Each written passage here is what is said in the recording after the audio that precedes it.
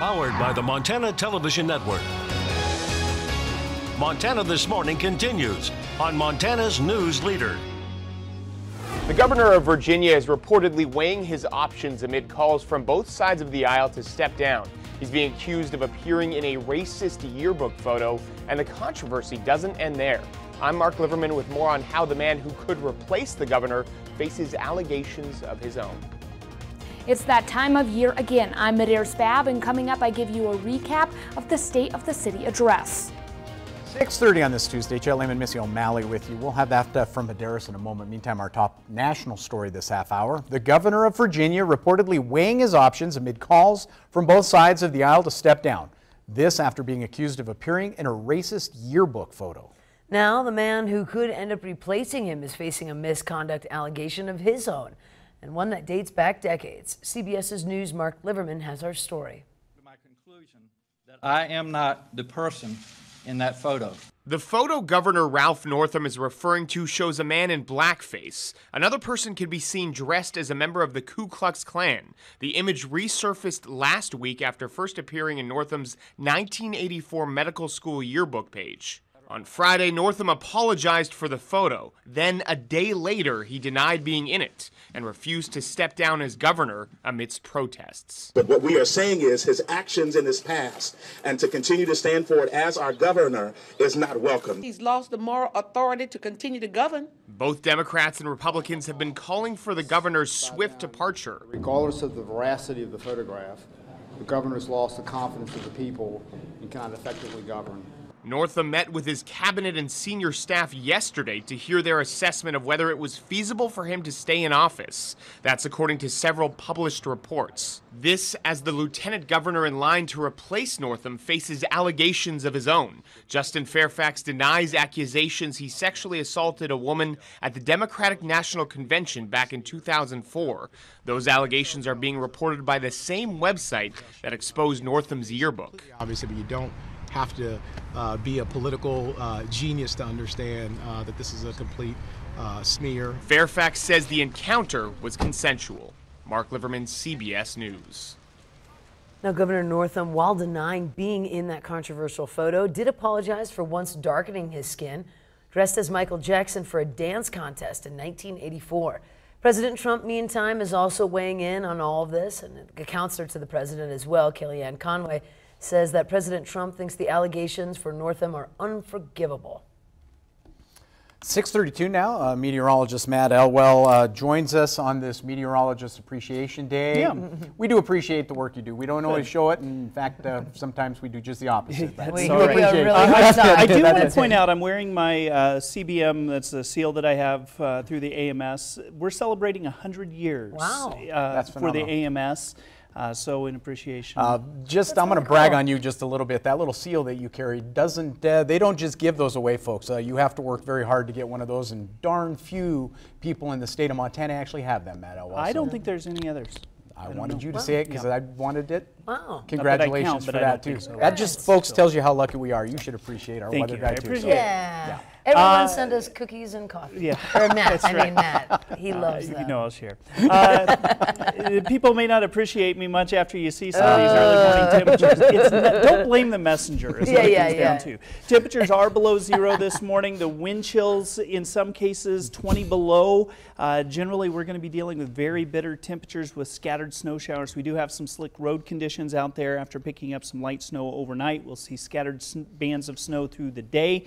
We're going to break down your complete forecast from outside coming up here in just a few minutes. Nobody else in the state has that seal. Yeah, nobody else. I just wanted to say that. Until after the show, when we have them. Chet takes the we pin have off them, his and jacket you do too. and There you put go. it on yours. Yeah. No, I don't have anything yet. That's awesome. Congrats, Matt. We do appreciate you.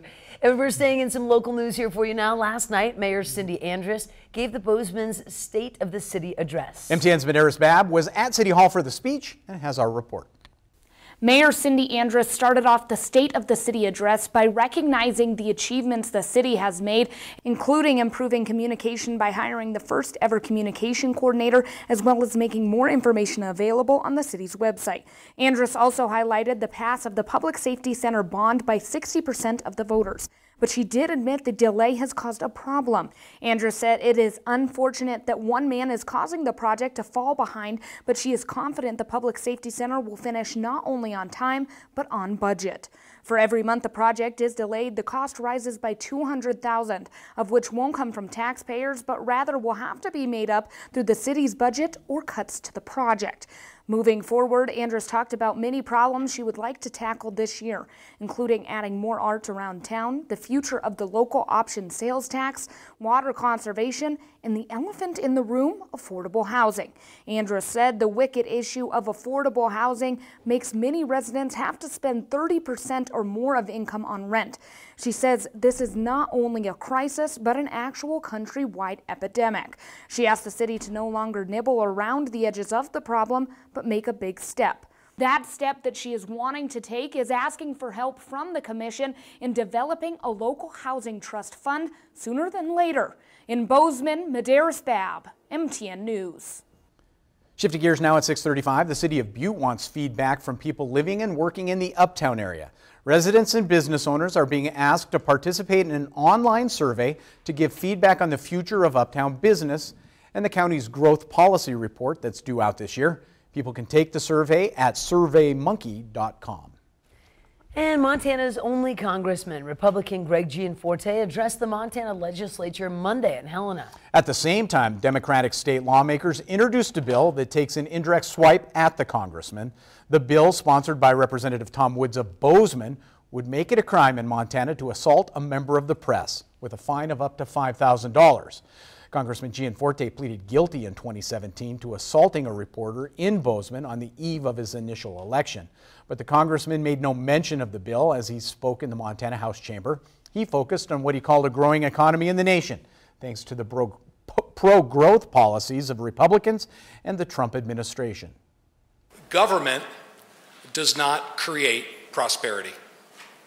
The private sector does. Government should and must create an environment where businesses can grow and thrive. We must continue working to get government out of the way so that all Montanans and Americans can prosper again. Now, Congressman Gianforte also said he plans to focus on improving rural broadband access here in the Treasure State. And here's a story we've been following for a while. It's a disease making headlines, a rare polio-like illness that affects your nervous system. And while it mostly affects young children, all 3 confirmed cases of acute flaccid myelitis, or AFM, in Montana, including a case in Bozeman, are in adults. Now, MTN's Samantha Sullivan introduces us to a Billings woman now fighting to take back her life.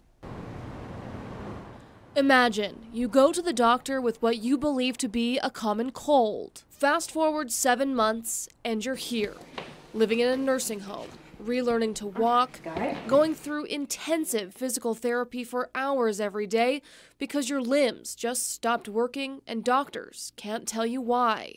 They say, like, God only gives you what you can handle. That's for sure. Sometimes I just feel like giving up. But I'm like, no, I can't give up. 'Cause I want to be able to go back to my apartment, you know? Go back to my old life. April Martin was admitted to the hospital in early August after what first seemed like a cold or the flu just continued to get worse. After a full night in the ER, April's mom, Tony, went home to get some rest. When she got back the next morning, she was horrified.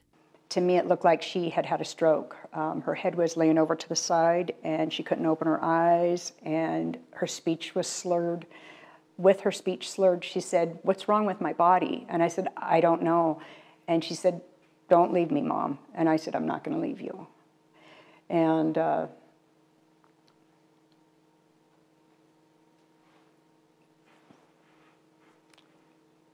so I didn't. April had already been through a lot in her 32 years. She was diagnosed with diabetes at the age of 2. She beat cancer at 27. Now she was getting a tracheotomy. She was put on a ventilator and was given a feeding tube to help doctors regulate her blood sugar.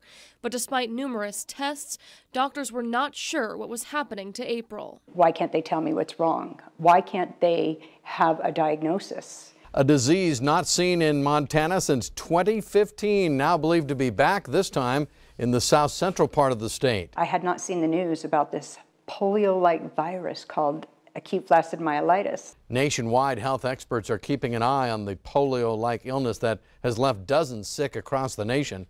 Instantly when I watched that, I knew right then, that's what my daughter has. It's AFM. AFM is a virus-fueled neurological condition. It affects the spinal cord's gray matter and can cause paralysis. But it would be 7 long months before that positive diagnosis was made. I would show them videos. This is it. Do you see this? You got to try this. This is what we need to do. And I'm trying to educate everybody as I'm trying to learn everything too at the same time because I want the best help for her. Doctors are still unsure what exactly causes it. In the last year, there were just over 150 confirmed cases. The chances of getting AFM, just 1 in 1 million. It sucks. Because you're trying to explain to them what it is, and they're like, what? Yeah, they don't know. What is it? It's hard. April was eventually moved out of the hospital to advanced care and finally, at the end of October, to Aspen Meadows Nursing Home. There, she receives around-the-clock care and both physical and occupational therapy. I would say you just started walking, what, in the last month? Yeah. Tony says it's been a long road, but she hopes April's story will help families in the future. In Billings, Samantha Sullivan, MTN News. Unfortunately, now Tony says the next battle for April's journey will be next month. That's when insurance will stop covering her care at the nursing home.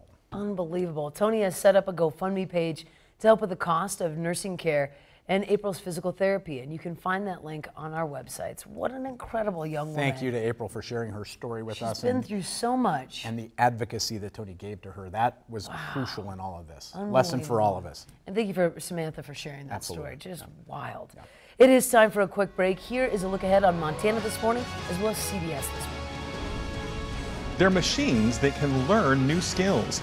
I'm Chris Martinez with how teachable robots could revolutionize the way we live. Good morning. Ahead on CBS this morning, President Trump takes the biggest stage in Washington for his State of the Union address.